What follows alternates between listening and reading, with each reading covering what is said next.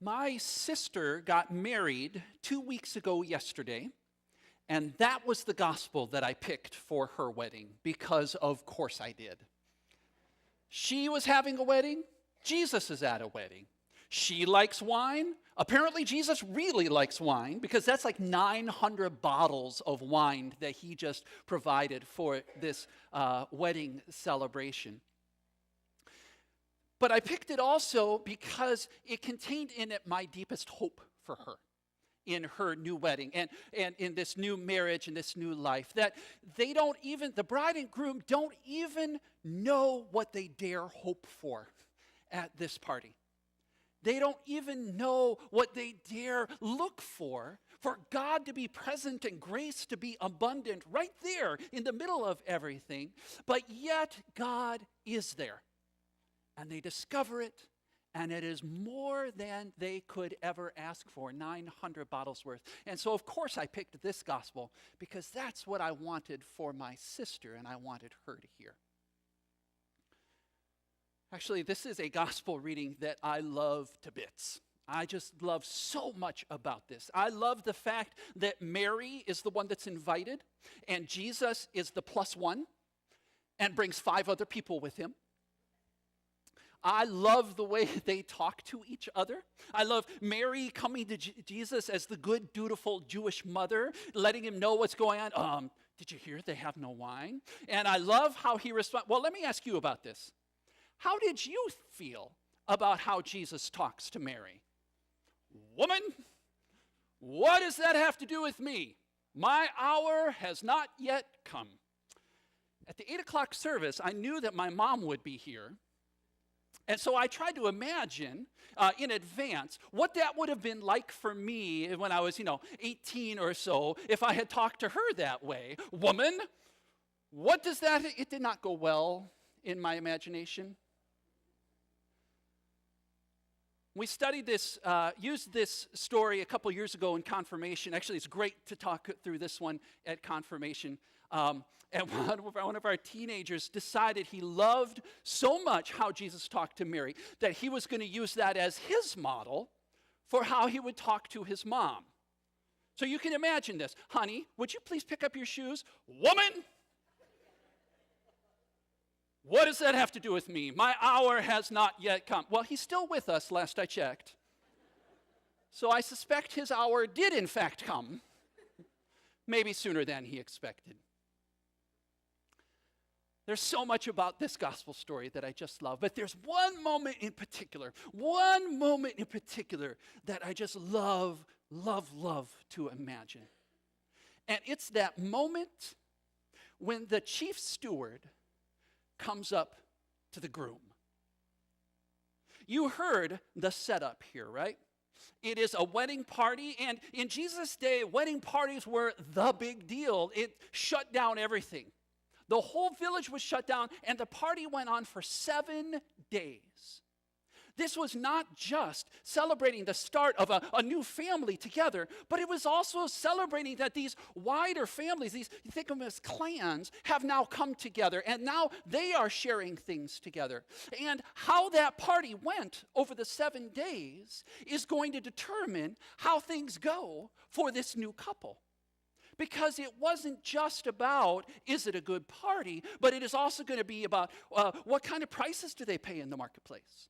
It's also going to be what kind of business can they get into. It's also going to be how they are treated in the village. So this is a big deal. Now the party's been going on about 3 days, and the whispering starts.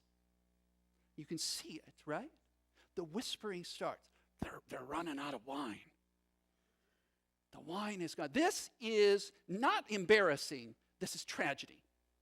It's going to damage them for generations and their wider families. In part because wine was understood as a sign of God's blessing. If the wine has run out, maybe God doesn't actually like this couple. Maybe God is frowning on them, and so we should all too. So this is a big deal. The wine has run out. And the whispers start, and the groom notices, the bride notices, the families notice, the whispering has started. In the middle of all of this, without anybody knowing what's happening, Jesus is there.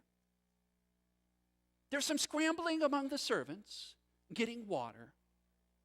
And all of a sudden, the chief steward, the chief server, comes to the groom and says, "You sly dog, you. Everybody knows you keep the cheap new stuff for later when nobody's going to notice. But not you. Boy, you just are not that type, are you? You kept the really great stuff for now." What's the groom going to say? As he looks up at this server, not knowing anything about this, what is he going to say? "Yes, that's exactly who I am. What are you talking about?" Right? I love that moment as we wait for the groom to answer and say, "What has happened here?" Because you see, he did not know he had the right to hope for abundance. He did not know he had the right to hope that there might be more than meets the eye. He did not know that where two or three are gathered, grace shows up.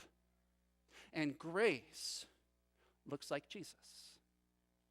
And it is abundant, beyond what we could hope for. 900 bottles is way more than they need, even for the rest of this party.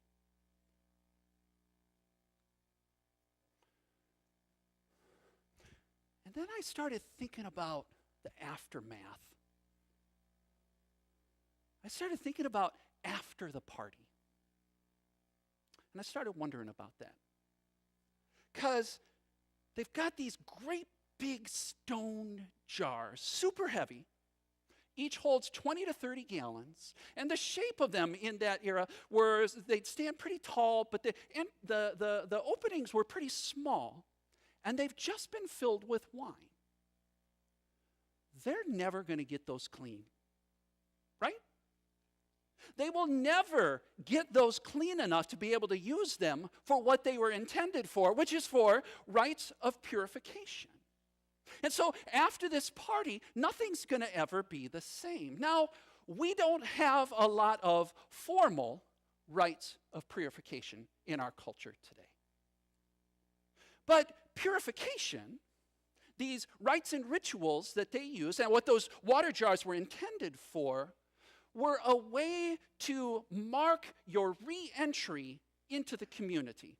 So something has happened, or you've done something, or you've been somewhere, something's happened to you, and now you are an outsider, you're not part of the we. And the rites of purification, these water jars, were intended so as this formal washing to remove whatever it is that's blocking you from being part of the community. We don't have formal things like purification rites, but boy, we sure do have a lot of ways that we draw lines between us and them and decide who's going to be we and who doesn't belong. We do it with things like how much money you make, where you live, even to what neighborhood you live in, what kind of clothes you wear, what your job is, the color of your skin, whether you're gay or straight, your political preferences, your accent, how you speak can sometimes be that. What you look like, how closely you can mimic whatever society has decided is going to be normative this year. Think about all those ways that we have in our society that draw those lines between us and them. That's what those water jars represented in that household. And they are never going to be the same. So from now on, how are they going to know who gets to be in now that Jesus has been there? From now on, how are they going to know where those lines that we can build up into walls are going to be? From now on, how are we going to know how we can safely keep God outside of this part so that we can go about our business? Nothing's ever going to be the same, because that's what Jesus does over and over and over again. We draw lines, and Jesus smudges them. And then he steps right through to where we don't think he's supposed to be, out here with folks like us. Or we draw lines and think, okay, Jesus is safely taking, sort of boxed up over there. So it's my shopping and how I am at work and how I drive on the freeway and things like that. And I've got this part, Jesus. And then we discover that's been smudged too. And we turn around, and before we knew we had the right to look for him, we discover Jesus was here all along anyway. That's what Jesus does, because Jesus looks like grace. Abundance, gift, unexplainable, ununderstandable, beyond our expectations, abundance given just because. Something that we can't do anything about. Something we don't have to. Jesus shows up as a gift where we hardly dare hope for it. Abundance. There is enough for all.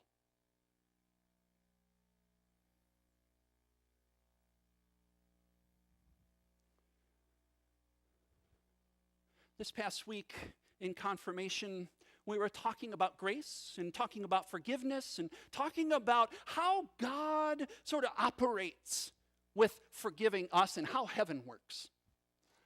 And we talked about God's standards. Desmond Tutu has said God's standards are notoriously low for who he allows into his family. And we talked about what a surprise it's going to be for us to discover who was on the guest list for God's party in heaven, who we will be standing next to. Because probably for all of us, there's going to be people that we would never expect or choose to be next to us.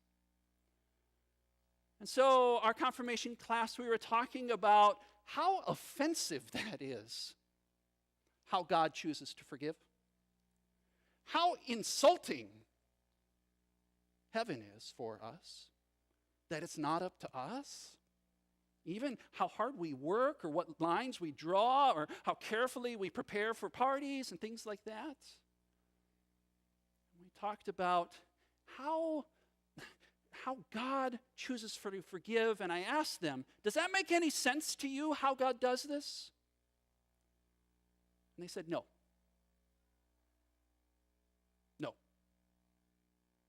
And then one of your students said, but maybe that's how we know it's God. When it doesn't make sense to us, but it is grace, and it is more than enough.